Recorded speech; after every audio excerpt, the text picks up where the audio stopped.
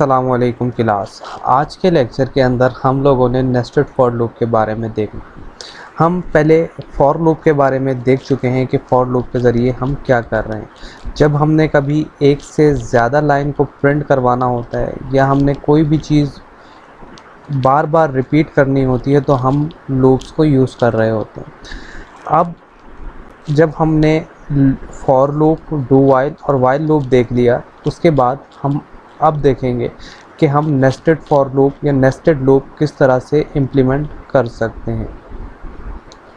उसके लिए आप लोगों को सबसे पहले फॉर लूप की हाउ नो होनी चाहिए। वो उम्मीद करता हूँ कि आप लोगों को अच्छी तरह से हाउ नो होगी। तो उसके बाद अब हम देखते हैं कि हमने फॉर लूप या नेस्टेड फॉर लूप को या नेस्टेड लूप को किस तरह से इम्प्लीमेंट करना है।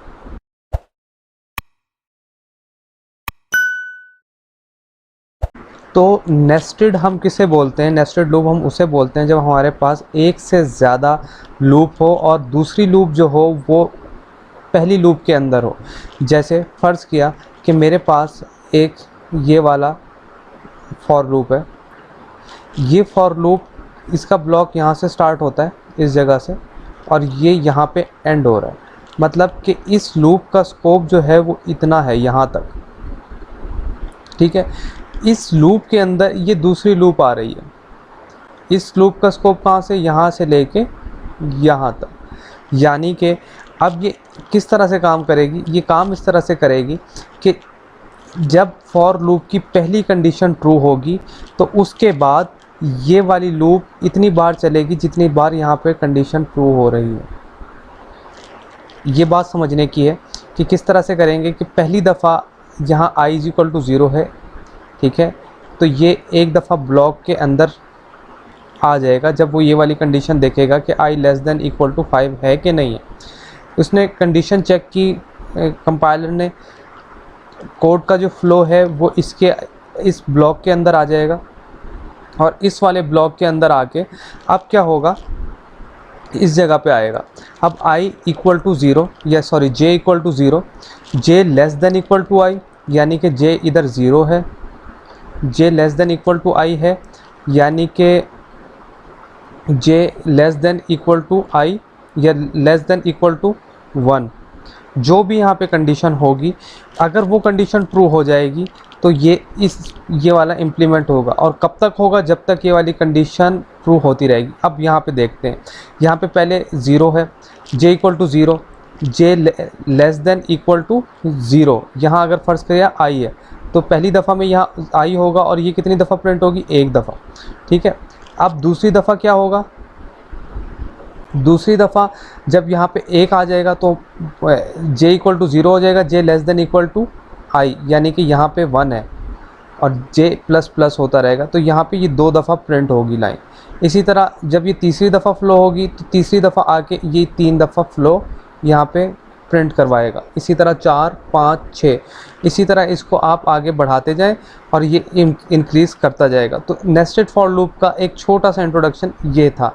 हम इसी को आगे जाके इम्प्लीमेंट करते हैं। अभी हम देखेंगे कि हमने क्या बनाना है। हम इस तरह से एक स्टार बनाएंगे या इस तरह से एक ट्रायंगल बनाएंगे स्टार्स की मदद से, जो यूँ करके बन रहा होगा। ये कुछ इस तरह से, अभी आपको शो ज़रा सही तरह से नहीं हो रहा, लेकिन हम स्टार्स को यूज़ करते हुए कुछ इस तरह से ट्रायंगल बना के देखते हैं। कुछ इस तरह से बनेगा।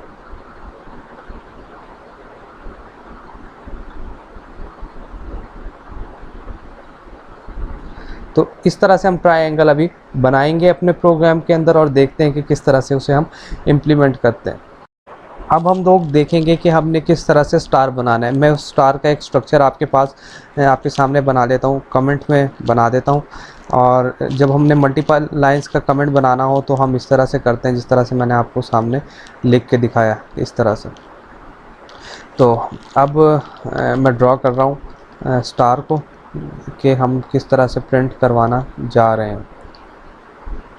कुछ इस तरह से हम लाइंस को प्रिंट करवाएंगे और जब हमने कमेंट को क्लोज़ करना हो मल्टीपल लाइंस के तो हम इस तरह से क्लोज़ करते हैं। खैर, ये स्ट्रक्चर होगा हमारे प्रोग्राम का। हम इसको अभी क्रिएट करते हैं। तो उसके लिए हमें सबसे पहले फॉर लूप ले लेते हैं। फॉर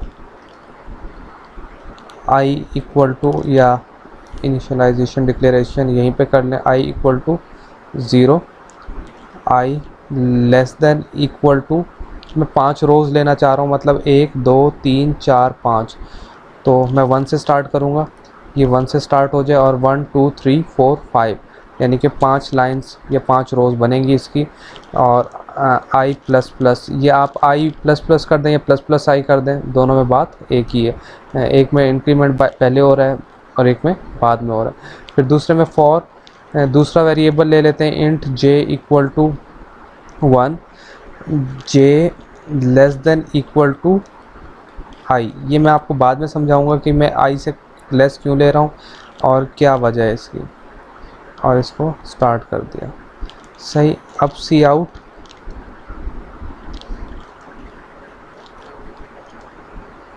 स्टार कर देते हैं, ये मैं स्पेस नहीं दे रहा। अब मैं प्रिंट करवा के देखता हूँ तो इसका आउटपुट ज़रा थोड़ा सा अजीब सा आ सकता है, वो देखते हैं कि वो क्या आता है। ये आप देखें कि स्टार्स इतने ज़्यादा प्रिंट हो गए। इसको हमने ज़रा सही तरह से करना है, तो आपको पता है कि मैंने क्या गलती की है, वो ये थी कि सी आउट एंड एल, या सॉरी इधर नहीं करते हम, यहीं कर देते हैं। तो इसके बाद इनपुट करके आउटपुट लेके देखते हैं कि आउटपुट में क्या सही क्या गलत आया। अब आप देखें कि लाइंस यूँ प्रिंट होने लगे। ये मैं इस तरह क्यों कर रहा हूँ, ताकि आप लोगों को थोड़ा सा समझ आए कि क्या क्या किया जाए तो क्या क्या हो सकता है।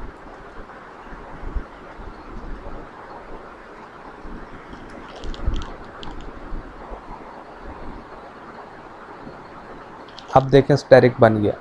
अब देखें, अब मैं आपको थोड़ा सा समझाता हूँ कि जब मैंने यहाँ पे कुछ नहीं लगाया, ये इस चीज़ को मैं कमेंट कर रहा हूँ, जब मैंने कुछ भी नहीं लगाया तो एक ही लाइन पे सारा का सारा प्रिंट होने लग गया, ठीक है। तो हमें तो ऐसा नहीं करना था।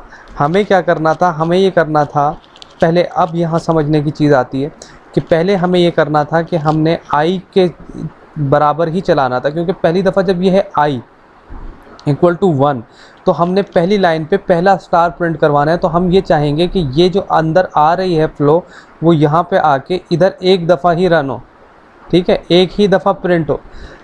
अब आई जब दूसरी दफ़ा 2 हो जाएगा तो यहाँ देखेगा j इक्वल टू 1 है, j less than equal to 2 आ जाएगा, तो कितनी दफ़ा प्रिंट होगा, 2 दफ़ा प्रिंट होगा। और इसी तरह जब 3 दफ़ा आ जाएगा, यहाँ पे जो आई है वो 3 हो जाएगा, तो यहाँ पे j जो है वो कितनी दफ़ा प्रिंट होगा, या स्टैटिक कितनी दफ़ा प्रिंट होगा, 3 दफ़ा प्रिंट होगा। तो इस तरह से करते हैं।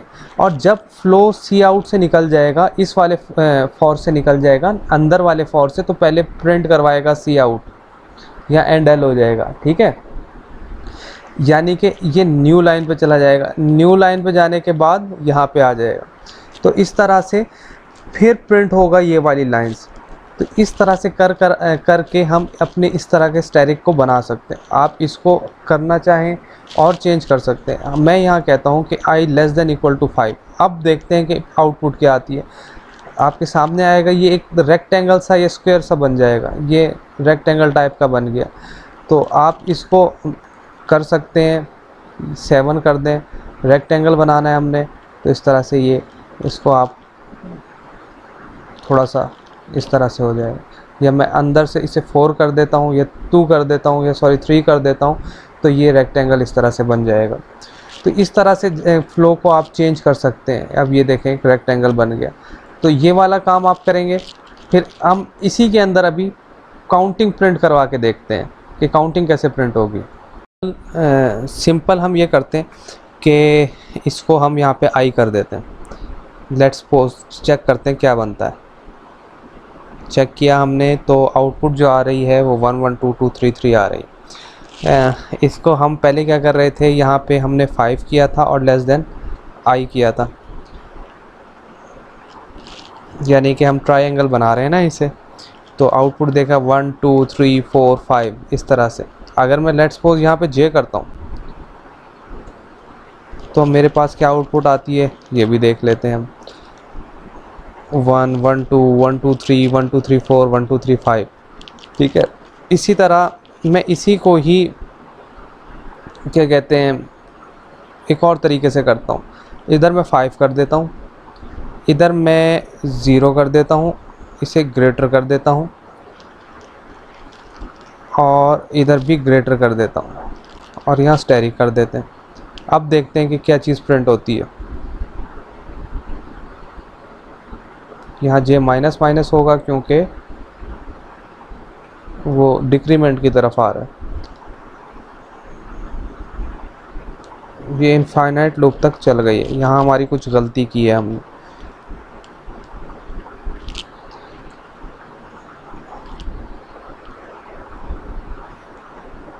ये आप देखें कि स्टेरिक स्टार जो है इस दफ़ा उल्टा बन गया, पहले इस तरह बन रहा था, ठीक है, और अब जो बना है वो थोड़ा सा चेंज बना है और वो इस तरह से बना। तो अब ये दो फ़र्क है। इसमें क्या किया हमने, जो काउंटिंग है वो ऊपर वाली जो लूप थी उसमें उल्टी चला दी है, अब ये उल्टा चल पड़ा है सारा काम, ठीक है, इस तरह से काम हो जाता है। तो इस तरह से आप नेस्टेड फॉर लूप को इम्प्लीमेंट कर सकते हैं। अब आप लोग इसी तरह के और एग्जांपल्स देखें और बना के देखें, रेक्टेंगल बनाएं, स्क्वायर बनाएं, इस तरह से 1 2 3 प्रिंट करवाएं, ABC प्रिंट करवाएं, काउंटिंग प्रिंट करवाएं, ये काम करें ताकि आप लोगों को ये समझने में, करने में आसानी हो। वरना तो आपको जितना इसे मुश्किल लेंगे उतना मुश्किल होता जाएगा। बहुत ही सिंपल है, जिस तरह फॉर लूप काम कर रही होती है बिल्कुल उसी तरह इस लूप ने भी काम किया और इसने हमें हमारी डिज़ायर्ड आउटपुट दी, जिस तरह से हम स्टेरिक प्रिंट करवाना चाह रहे थे। बेसिक पर्पस जो होता है इन सब चीज़ों का वो ये होता है कि हम आप लोगों को इन चीज़ों के ज़रिए, मतलब ये चीज़ें कहीं भी यूज़ नहीं हो रही हैं फ़िलहाल, लेकिन एक्चुअल क्या चीज़ होती है, एक्चुअल ये चीज़ होती है लॉजिक बिल्डिंग। लॉजिक क्या चीज़ होती है, लॉजिक बनेगी जब आप ये चीज़ करेंगे, ठीक है। जब आप इस तरह की एग्जांपल्स करेंगे, आपका दिमाग चलेगा, आप समझेंगे चीज़ों को, आपको समझ आने लगेगी, तो आपको पता चलेगा कि हाँ लॉजिक किस तरह से बनाई जाती है। तो इसके ज़रिए आप लॉजिक को बिल्ड कर सकते हैं। तो ये चीज़ें अपनी लॉजिक बनाने के लिए बहुत ज़्यादा इम्पॉर्टेंट है। अगर आपको ये चीज़ें नहीं आएंगी, बेसिक चीज़ें नहीं समझ आएंगी, आपको नहीं समझ आएगा कि आपने कोड को किस तरह से करना है, आपने बड़े बड़े प्रोग्राम्स किस तरह से बनाने। अच्छा, एक और चीज़ कि कुछ स्टूडेंट्स को मसला हो रहा होता है कि उन्हें नहीं समझ आ रहा होता है कि सिंटैक्स एरर कहाँ से आ रहा है, कौन सा एरर क्या आ रहा है क्या। तो उसके लिए आपको क्या करना चाहिए, उसके लिए आपको करने के लिए ये बहुत काफ़ी है कि आप लोग सिंपली पेज के ऊपर सबसे पहले कोड कर लें, ठीक है। सिंटैक्स से फ़र्क नहीं पड़ रहा होता, सिंटैक्स जब जितना आप उसको यूज़ करेंगे लैंग्वेज को आपको उतना आएगा, लेकिन शर्त ये है, मैं बार बार एक चीज़ कहता हूँ कि इंटरेस्ट होना चाहिए। कोई भी प्रोग्राम है आप उसको पहले ड्राई रन करके देखें। ड्राई रन से मुराद ये है कि आप पेज लें, कॉपी पेंसिल लें और उस पर काम करके देखें। तो इसके ज़रिए आप जो है अपना काम बखूबी और आसानी के साथ कर सकते हैं और आपको आगे आने वाले जो प्रोग्राम्स होंगे, प्रॉब्लम्स होगी, आगे बनाएंगे आप जब सॉफ्टवेयर्स, तो आपको बहुत ज़्यादा आसानी होगी। क्योंकि किसी भी प्रोग्राम को बनाने के लिए शर्त ये होती है कि आपकी लॉजिक स्ट्रॉन्ग होनी चाहिए। अगर आपकी लॉजिक नहीं स्ट्रॉन्ग, सिंटैक्स का मसला नहीं होता, सिंटैक्स इतना मुश्किल नहीं होता, किसी भी लैंग्वेज से दूसरी लैंग्वेज पर स्विच करने में, कोई लैंग्वेज सीखने में इतना मुश्किल नहीं होता जितना लॉजिक बनाने में होता है। तो उम्मीद करता हूँ आप लोगों को आज का लेक्चर समझ आया होगा और आप लोग इसी को इम्प्लीमेंट करके देखेंगे, इसी को अपना मुख्तलिफ टास्क करके देखेंगे और जिसकी वजह से आप लोग आगे आने वाले प्रोग्राम्स को हल कर सकेंगे। और आखिर में मेरे इस चैनल को सब्सक्राइब करना ना भूलें, बेल आइकन को प्रेस कर दें ताकि हर आने वाली वीडियो का आपको पता चल सके और हर आने वाली वीडियो के साथ आपको उसको बार बार चैनल ओपन करने की ज़रूरत पेश ना आए।